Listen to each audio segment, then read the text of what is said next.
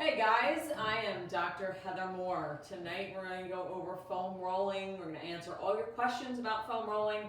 It is a great activity that needs to be done. I don't care if you work out, I don't care if you just sit at your desk. Foam rolling is something that should be incorporated every day. And we're going to go over types of foam rollers, what you should do, how you should do it, why you should do it. For starters, the greatest thing about foam rolling that I like is it doesn't have to be done for a period of time. So, we have a 10-minute foam rolling routine that we show you, but you can do that throughout the day. You can spend, a couple minutes here on one body part and then a couple minutes here on another body part. And it's really a nice way to break up your day, to break up sitting down after you work out, to get some of that blood going to those muscles and flushing out some of the garbage that's in those muscles. So I'm not someone who stretches. I don't stretch. I give stretches. I understand that.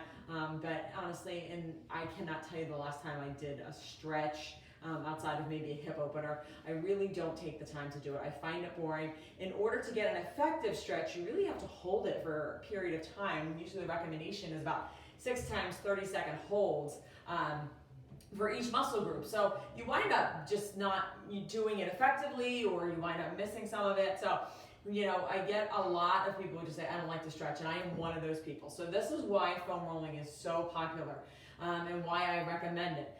Another reason is it actually can identify problems before you ever feel pain. So I know a lot of people tell me the reason they don't foam roll is because it hurts too much.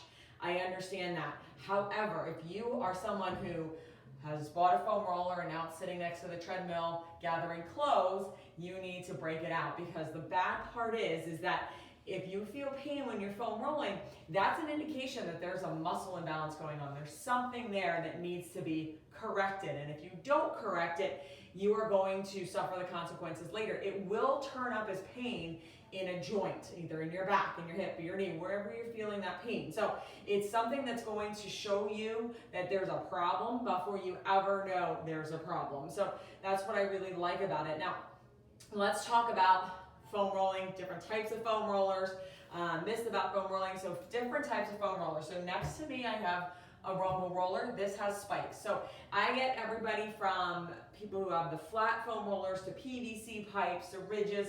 I'm going to tell you, I recommend having 2 foam rollers. I recommend having one like a rumble roller with spikes in it, and then I recommend having just a flat foam roller. There are going to be days that you are just way too sore. There's way too much pain to roll on something like this. When you just start out, it is really going to be painful. So you don't always want to start with this. This is kind of the gold standard of foam rolling, and it's really hard to not ever foam roll and jump on this and start right away. So I recommend having a flat foam roller and a ridged foam roller like this.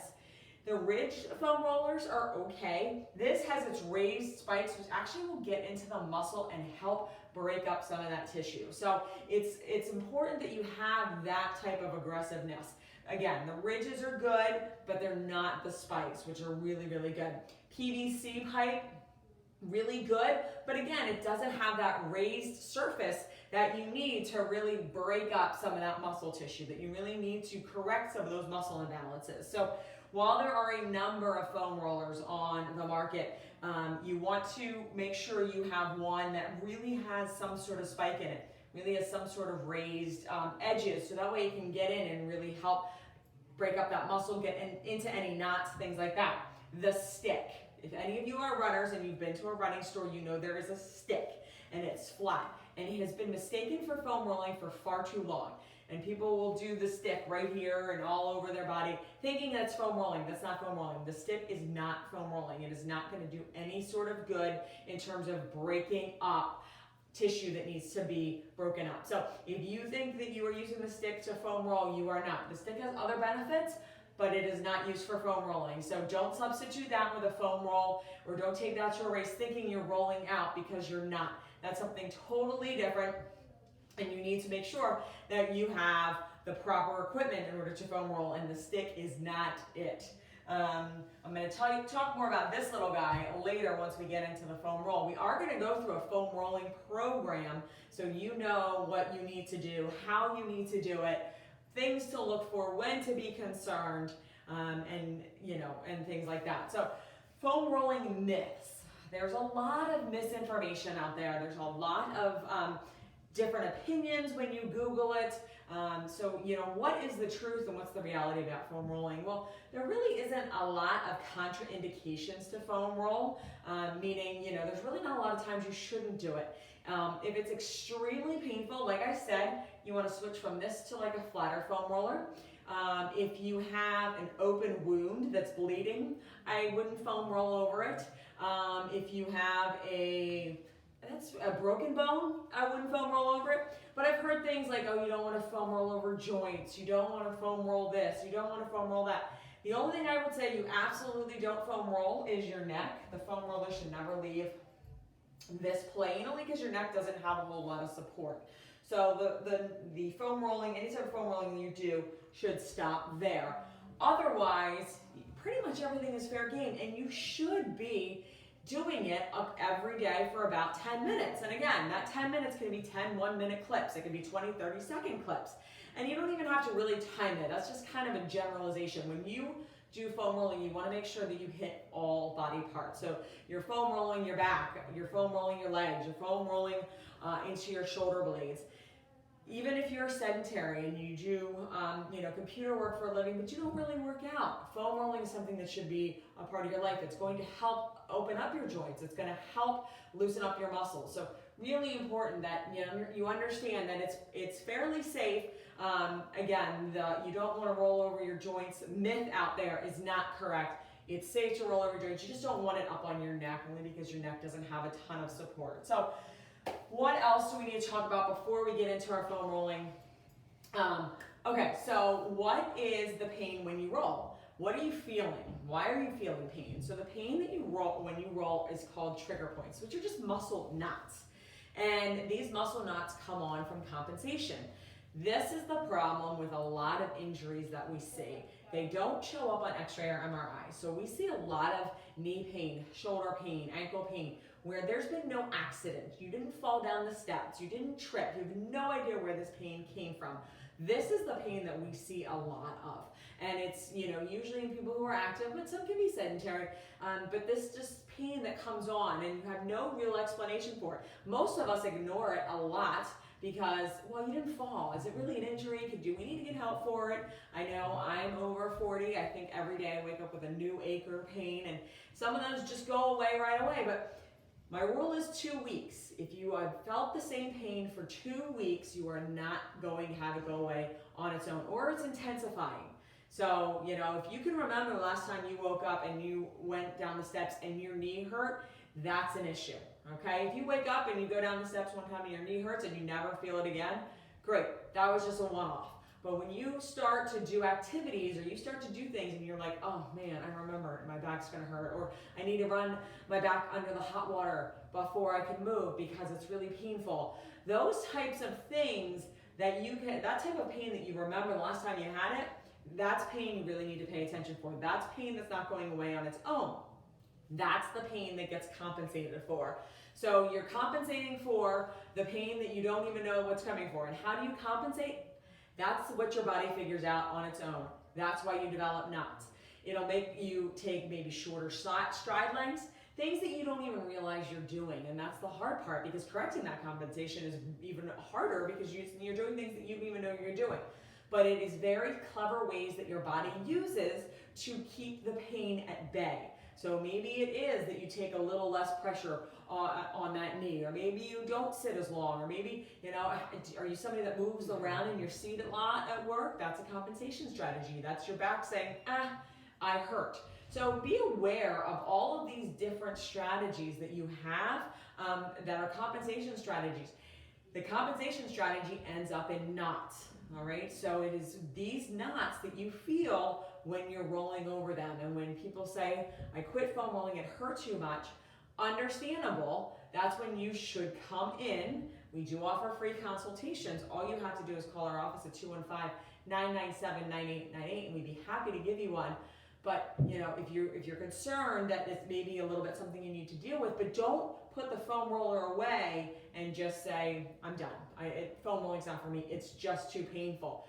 that is a sign of something that's going to go wrong. And maybe it already is. Maybe you already have that hip pain or knee pain or back pain or wherever it may be. So if you're experiencing pain and foam rolling is too painful and you stop foam rolling because it's too painful, you need to be in this office immediately, because it is something that is only going to snowball and continue to get worse until you're not able to walk or go up and down steps. It will affect your everyday life significantly. How much time frame does it take? I don't know, sometimes days, weeks, months, but eventually it does interfere.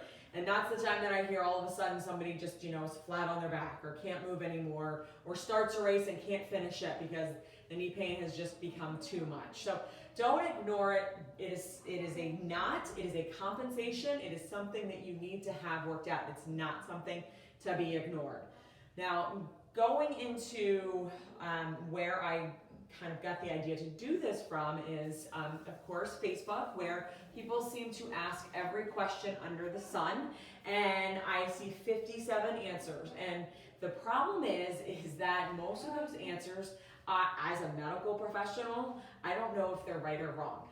I read a lot of these posts where people are like, I have knee pain running up the hill, or I have knee pain going down the steps, and I see everything from, this type of brace or this type of taping and this, and I look at it and I say, gosh, I am an expert in this field, and I don't feel comfortable going on there and saying what to do, because quite frankly, there's no real solution just by hey, my brother had this knee pain too, you should do this, it's going to work. There's no one size fits all type of solution. Foam rolling is generally a really good place to start, but it's, again, not a total and complete fix. So when you're on Facebook, when you're on the internet and you're Googling things, you're going to get 100 different suggestions. Foam rolling to be one of them, taping, this, that, and the other thing. Don't beat yourself up. Don't kill yourself. Don't waste a ton of time and money into solutions because somebody has the same knee pain that you do. The same knee pain doesn't mean anything. That knee pain that hurts you going up the hill and hurts this person going up the hill can be caused from two different things. So be aware that it's important that you get things diagnosed as soon as you can.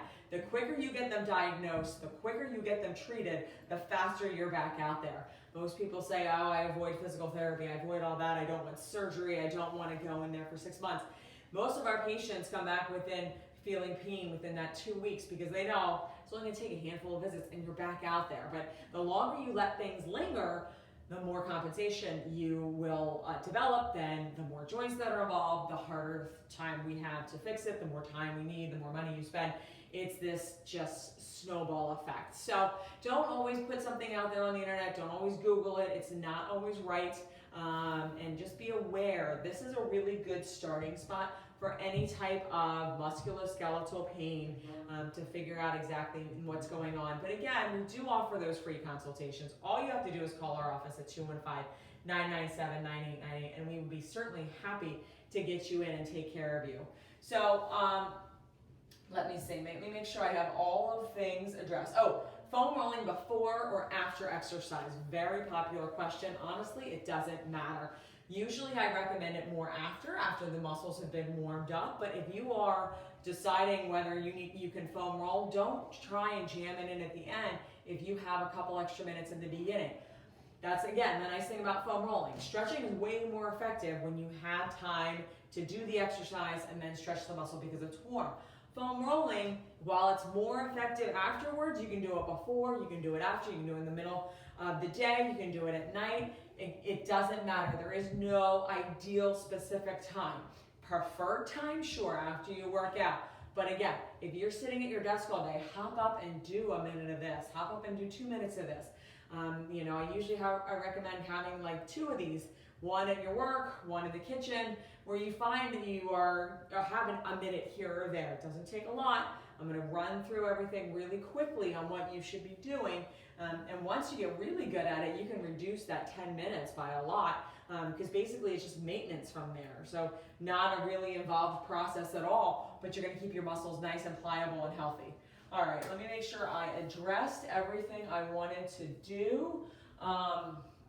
So another reason that foam rolling is great, and what we deal with a lot here, is people being told that they can't run. And that's why I know a lot of people don't get pain addressed, is because they don't want to be told not to do things. Whether that's running, working out, crossfitting, I don't care. People don't want to be told not to do things. And they don't want to be told that it doesn't show up at X-ray or MRI. So rest assured that this little gadget here can help you get back to running and whatever else that you want to do. So it's not a case of you need to foam roll and nothing else. A lot of times, everything we treat here, you're basically still running and doing everything that you enjoy doing. We're just incorporating some techniques, but this is a good place to start, because it's not something that you're going to need to stop and then foam roll and then, go back to running. This is something you can do and should be doing every day you roll. Or every day. So it's not a matter of this is taking the place of running, but it is a matter of this needs to be incorporated into your routine, whether that's sedentary, running, CrossFit, I don't care. This needs to be incorporated. All right, so foam rolling versus stretching we talked about. If you have any specific questions, put them in the comment section. We'll be sure to make sure that we answer them, or you can reply back to the email if you're seeing this via email. But we are going to go through a foam rolling routine right now. So this is the routine that you really want to make sure that you are doing every day. It's going to involve hitting all your body parts, all right? So I usually recommend starting right here on your glutes, all right? You want to roll to your low back and then all the way back down to your butt. Again, you want to make sure that this hits every part of your body. Now, I am in a smaller space and I'm trying to stay on camera, so I'm going to constantly be moving the foam roller. When you foam roll, you are going to move all up and down a room, okay? So don't mistake me staying in the same spot for that's what's going to happen for you. If you do it correctly, you will be moving up and down a room, or you're just going to have to reset the roller like I do. So you're going to roll your glutes for starters. Then you're going to cross your left leg over and just nice and easy roll. Now, this is where you might start to feel some tender spots. So as you're rolling, you might feel a spot or two that doesn't feel as good as the rest of them. When you feel that spot, you want to stay on it just for a couple seconds and then come off of it. Don't spend 5 minutes on this spot trying to get it out. It's not effective, and you're going to actually wind up hurting yourself. So you just really want to make sure you kind of spend a couple seconds on the spot and then roll again, nice and easy. All right, leaning towards the side that is crossed. Then you want to go to your hamstrings. So you're going to start like this, and you're just going to roll nice and easy. Now, because your hamstrings are such a big muscle, you may not feel anything when you roll. You might feel, all right, it feels pretty good. If that's the case and you're on a spike roller, you want to cross one leg over the other and then do it again.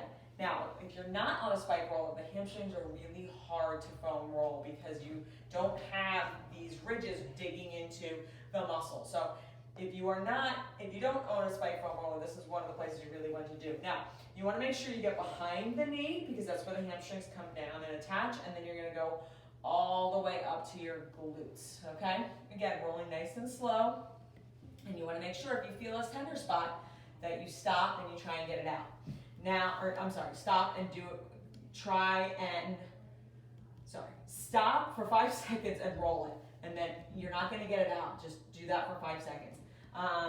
Now, if you don't feel any tender spots, just roll it for about 30 seconds and move to the next area. You don't have to spend a minute on every single body part. If you roll it out all the way up and all the way down, you're like, I don't feel anything. Great. Then you can move on to the next body part. All right, you've basically just tenderized the muscle and now you move on. So now we're gonna go into the calf. All right, so again, you're gonna start from behind the knee. Now this you can do a number of ways. You can push up. Now you will probably find that you're gonna get an ab and arm workout once you do this all consecutively. And you're just gonna go back and forth. Now, that's kind of a medium, if I would say. So if you can't tolerate that and you're on spiky, you're just gonna roll without lifting your butt off the ground. Nice and easy, okay? If you are like, I did that, I don't feel anything, you're gonna cross your legs over one over the other and then pick pick up, and then roll. Again, for the calf, you're gonna go all the way from the back of the knee down to the back of the heel, all right? So getting that whole entire calf, back of the calf. All right, so basically now the foam roller should touch everything from the top of your hip all the way down to your shin on the back. Now we're gonna go to the side. So you're going to flip over. Now this is one of the reasons that people quit foam rolling right here. This is the exercise that makes them quit foam rolling.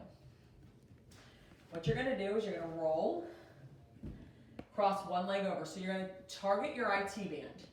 This is the most painful muscle to foam roll if you've never foam rolled. So usually I recommend starting off with crossing this top leg over.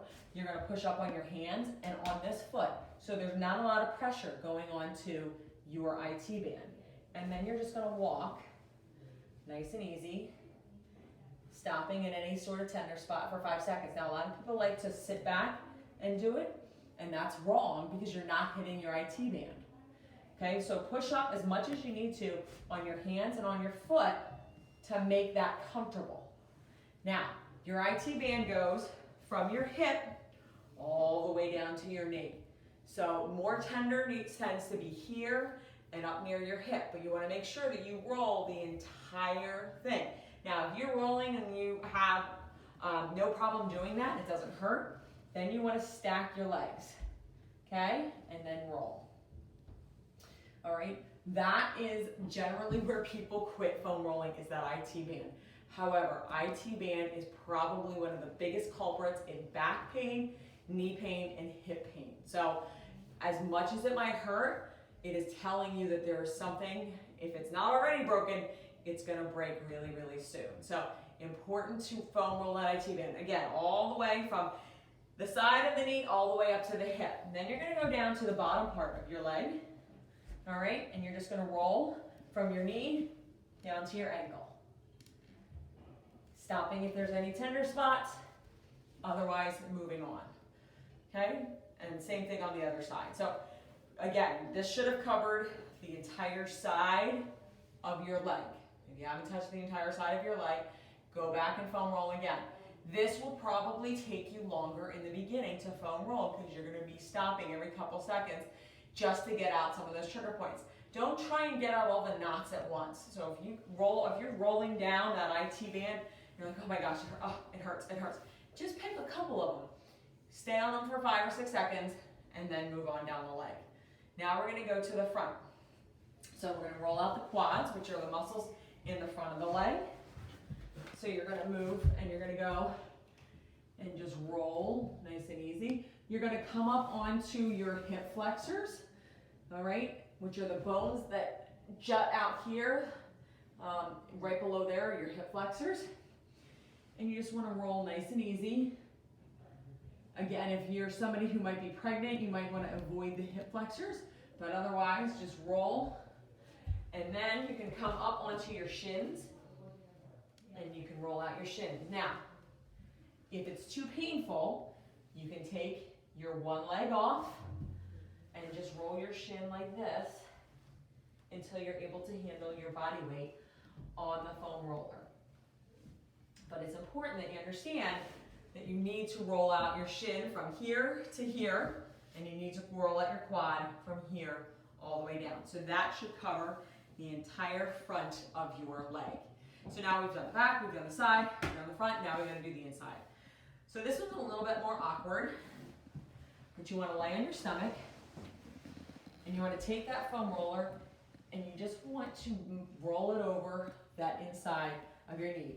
Again, you're gonna go from your knee all the way to your hip, just nice and easy, making sure you go all the way up into the groin, and back down, and then on the inside of the leg.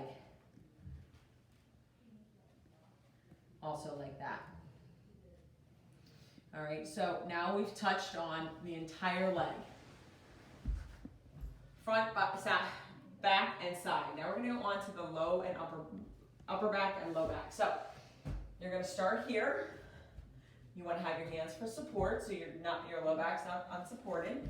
And you're gonna roll that low back and hip area. Then what you can do is you can change position, where you put your hands behind your head so your head has some support, and you're just gonna roll up to the shoulder blades and down. Again, the foam roller does not go onto your neck, but you're just gonna roll all the way up here and back down. Nice and easy.